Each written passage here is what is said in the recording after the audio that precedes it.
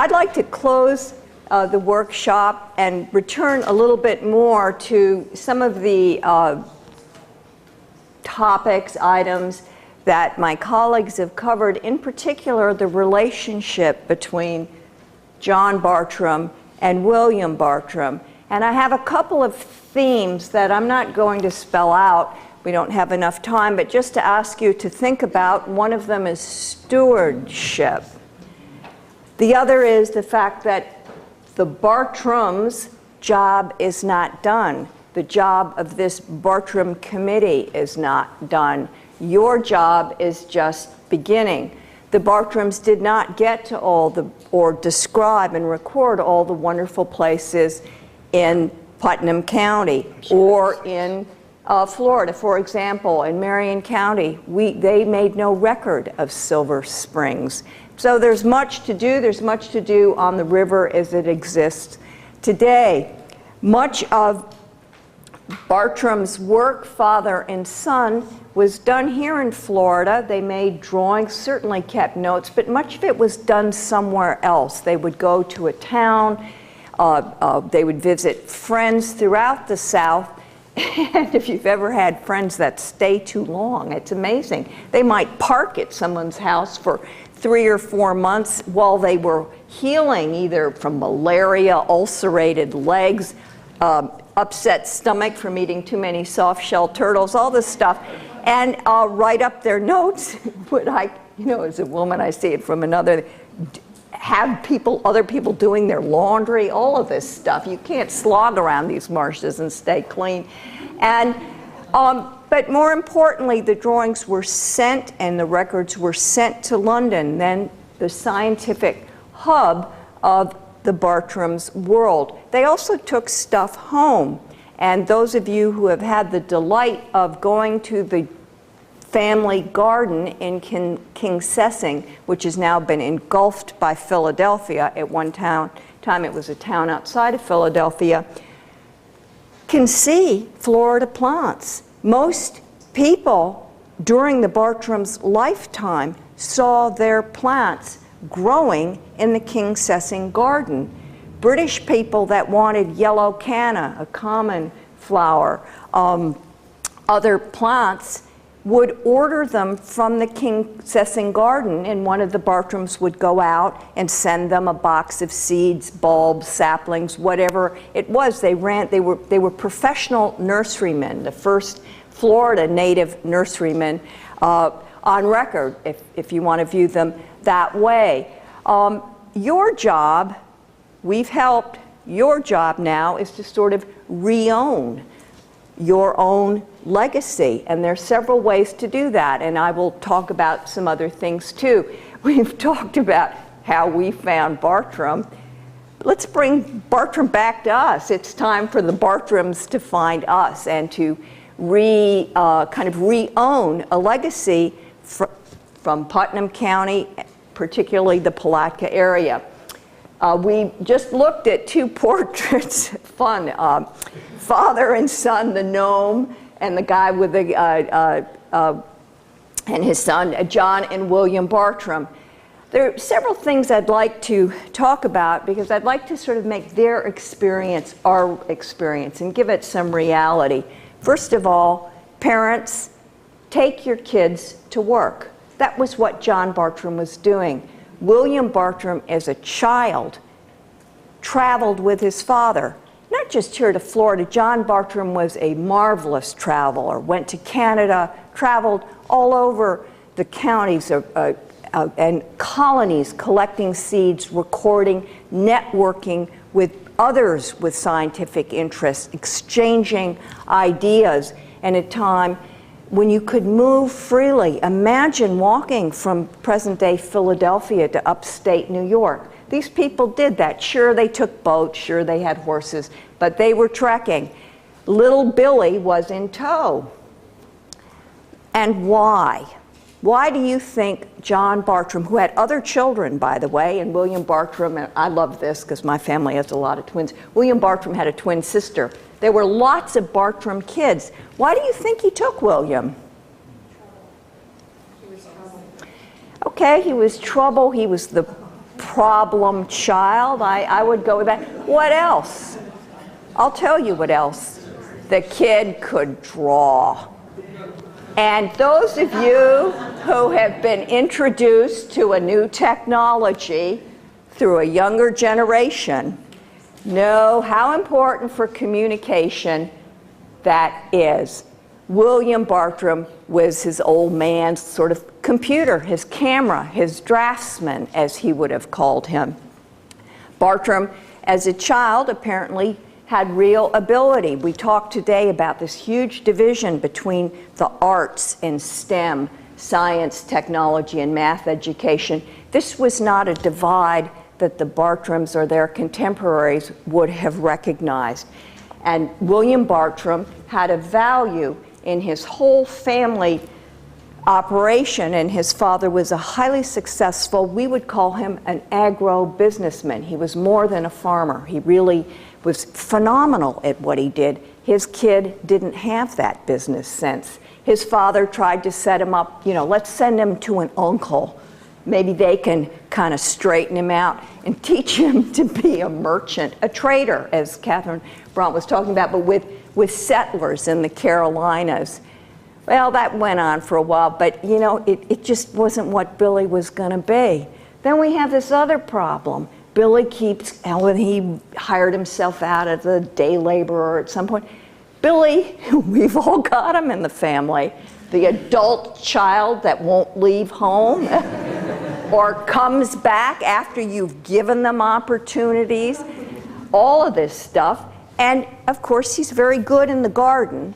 And so for nurserymen, that's a good thing. And we won't take that from him. He does these little drawings, which are useful to the father when they're useful, but when he's not in that working relationship with his father, he can't just market little sort of pretty pictures to colonists. I mean, maybe a few people would buy them, some rich patrons in England did, but this is not going to be the way a man can support a family, or forget the family. He can't even support himself like this. So they've got the live-in adult child with all the tensions, yes, the joys, but it creates a stressful household.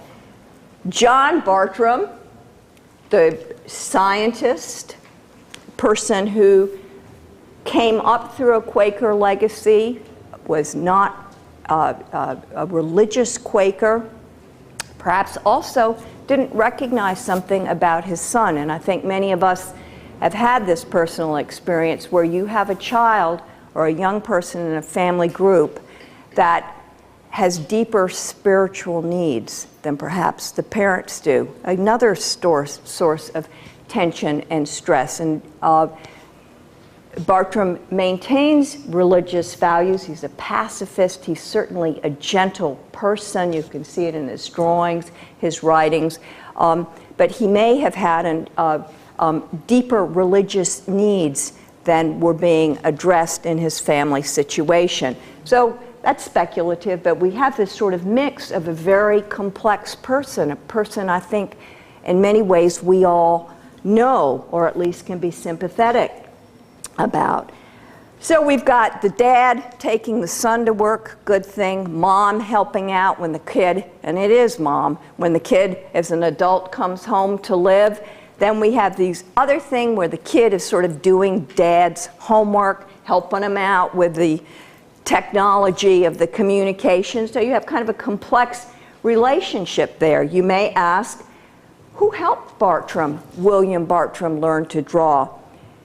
It's often said that Quakers do not have a strong proclivity for the visual arts, and I don't think that's really true. I think it's a real generalization because their meeting houses, the places where they meet, are plain, unlike many churches which have elaborate artworks.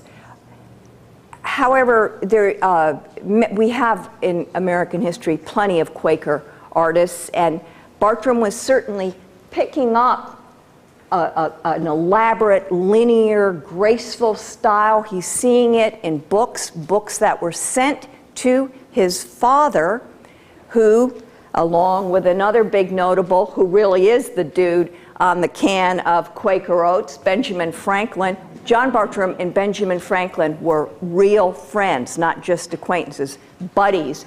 And through Franklin, John Bartram was able to receive books of science from London, which he kept in the family library. These were illustrated plant books.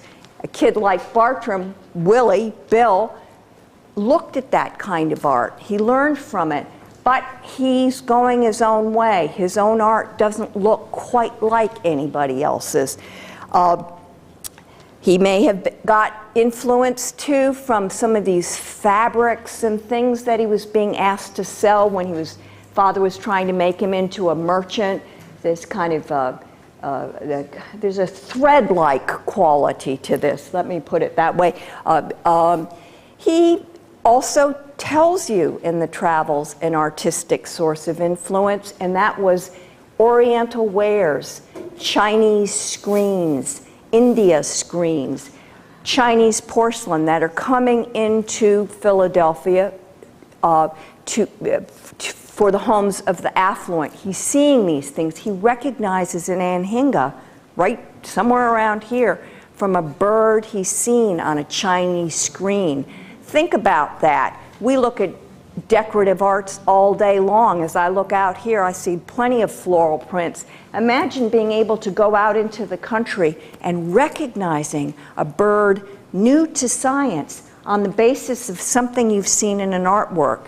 He's visually very acute. This is where his genius lies, if you will, but you could see even today it has very little market value. John worried about his son, William. When he brings him down to Florida in 1765, and you've heard much about those trips, it's fun to read the correspondence. You get a different side of it. The patron, guy who's footing the bill or talking to them about it in England, says, "Hey pal, you're too old to travel by yourself. Take your son." That's not anything a father wants to hear, but John did hire William or have him hired as an assistant. He was trying to leg his son up, thinking perhaps when I can't do this anymore, my adult son, who's now in his 20s, will be able to take over. We'll get him started. I'll introduce him to the plantation owners. We'll get him around. Get him familiar. And certainly that happened because, as Tom Hollick has pointed out, when William comes back to this area without his father, he interweaves his earlier experiences into the book. It becomes complex to parse that out. And I don't know whether there's, and sometimes that's a fool's task. There may be no need to spend a lot of time on doing that, but we saw it when Chuck had the text up of the description of Mount Royal. You clearly see he's remembering something from a time before, bringing you back to what he's seeing, and then he's moving into the future. He's moving into now time when all of this may go. That's what he's telling you.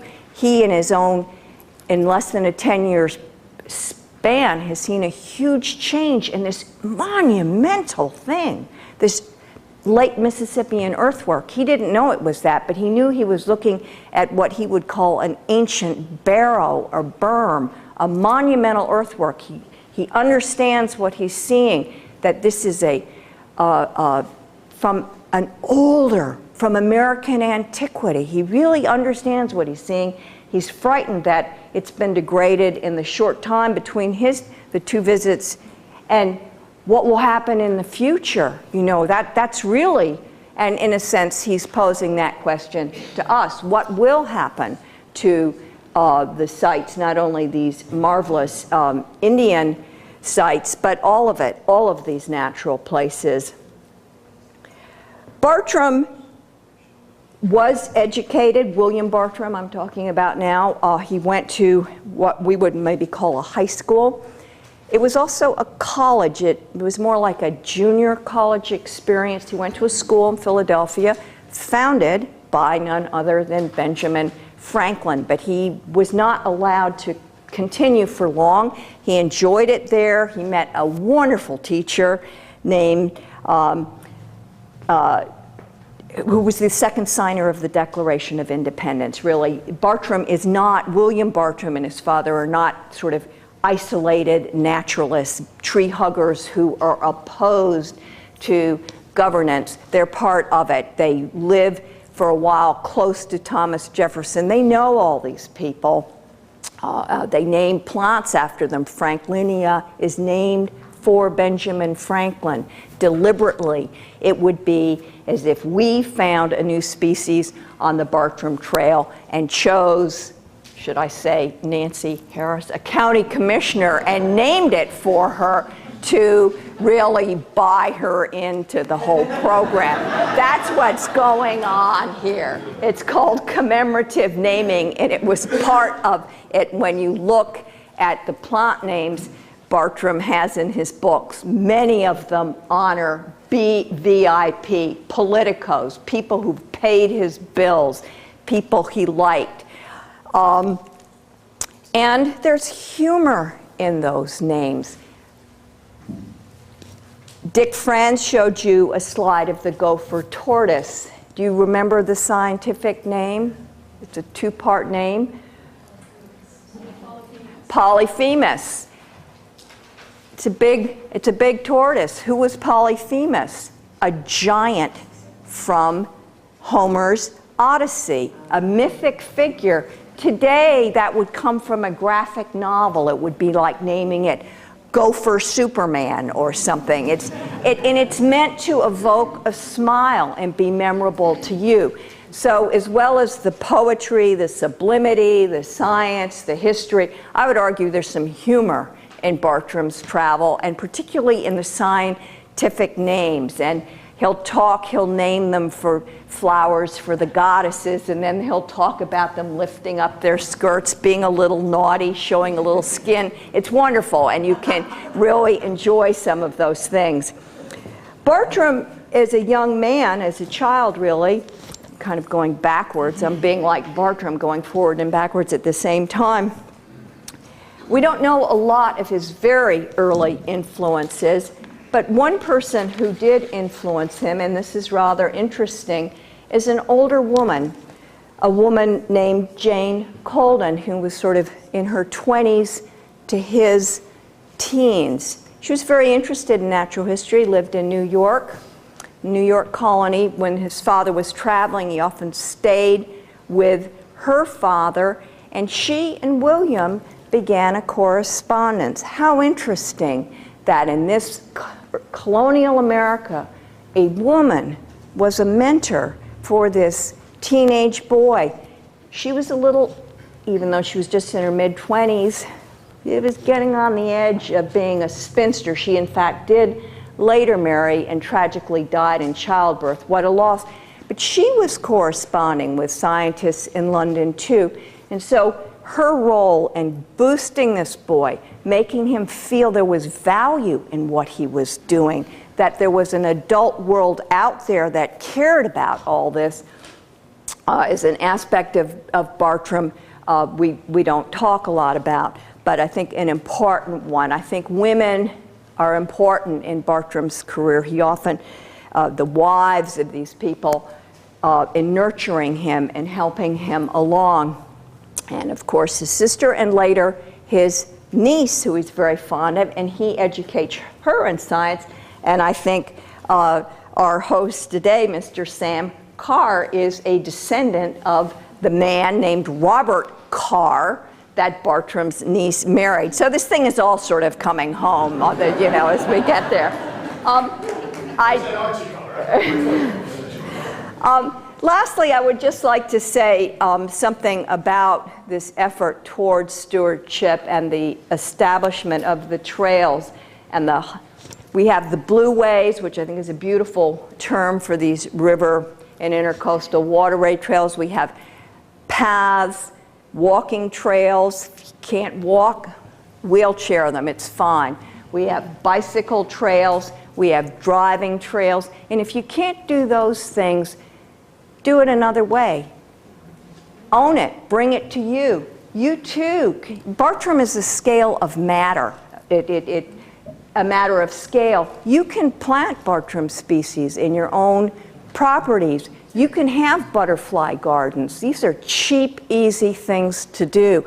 You can sit on your own porch and grow old looking at this stuff.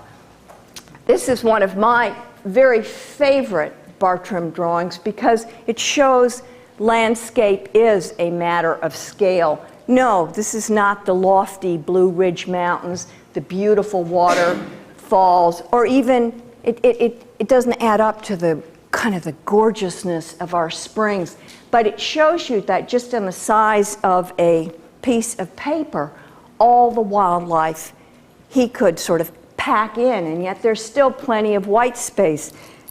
We heard Dick Franz telling us how rich and abundant turkey oak.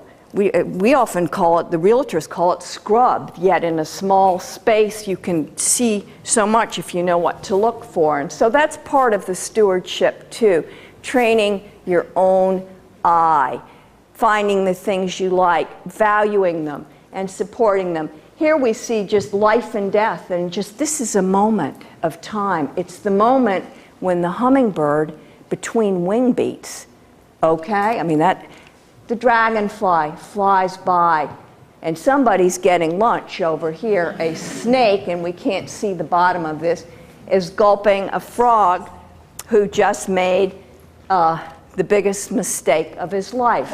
As you can see there, the top of the seed pod of the American lotus, a plant that Bartram described in my part of Florida, over the line in Alachua County, in what he called the Alachua Savannah, Paynes Prairie, but you have them in your ponds too. But there's sort of mortality, life and death, what was there before, what was there now when you look, sort of when you hold your breath between the movement of the wings of the hummingbird, and then this implication for the future. The end of the frog is the future well-being of the snake, and so it goes. The seed pod, the death of one plant, becomes the life of another. What you don't see, because it's been cut off here, and take my word for it, there are two little chips of stone in this. You'd recognize them as bits of flint. Bartram is also reminding you that humans have been there before he has been there. Somebody else is there. And that is a quality in Bartram's writings and drawings you often see when you look hard enough. It's a reminder that you are not the first. This isn't completely your own. Others have been there. It's part of this story of stewardship. Furthermore, others will be there after you. In a sense, I hate it, and we all do when we go to beautiful green spaces and find somebody else's garbage. You just hate it. But it's signs, too, that there are other uses than perhaps your own for these spaces. And as we rethink and own the stewardship of the Bartram legacy, I think as a collective group, and you're wonderful, you represent many interests and many talents and abilities, I think it's really time for you to kind of, as I said, own your own legacy and move forward on it. Thank you very much.